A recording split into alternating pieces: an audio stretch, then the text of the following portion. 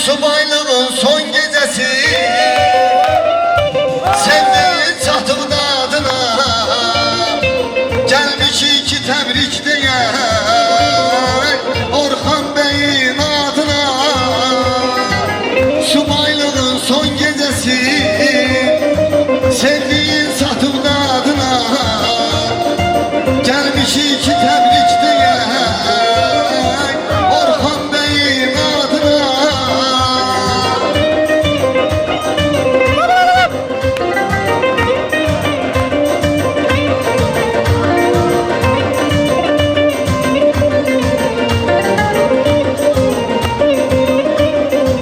Dar günüme kapılar derken ay Orhan edirem izah, deyirəm ey güzel Allah, bu beyin çatım dadına.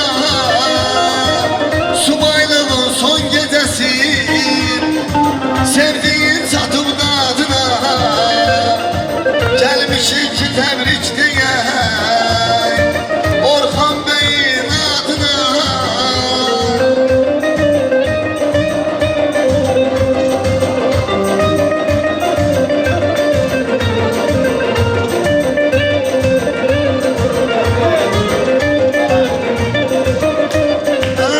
Fikirde bir doğum olsun, kesmeye bir toplum olsun.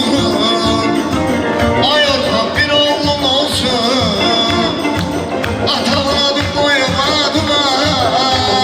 Ay Subaylığın son gecesi, sevdiğin satın adına, gelmiş iki tebrik diye Orhan Bey'in adına.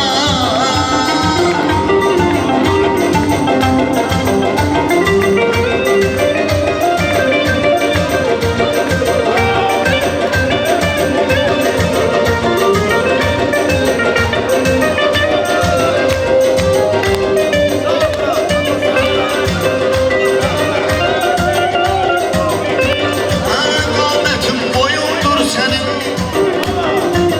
bana götür boyundur senin. Ay Orhan toyundur senin, kohumlar gelip şadına.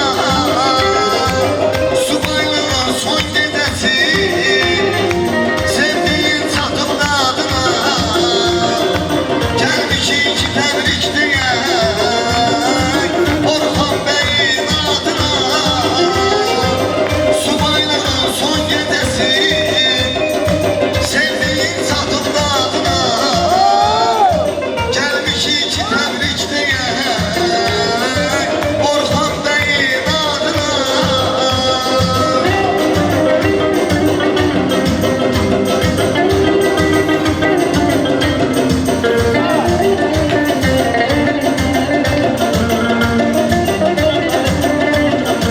Seninle ne görmüşem ben, derdimi tek ölmüşem ben, kardeş kimi gelmişem ben, bak şair istidadına. Ay Subaylığın son gecesi, sevdiğin çatım dadına, gelmiş iki tebrik diye Orhan Bey'in adına.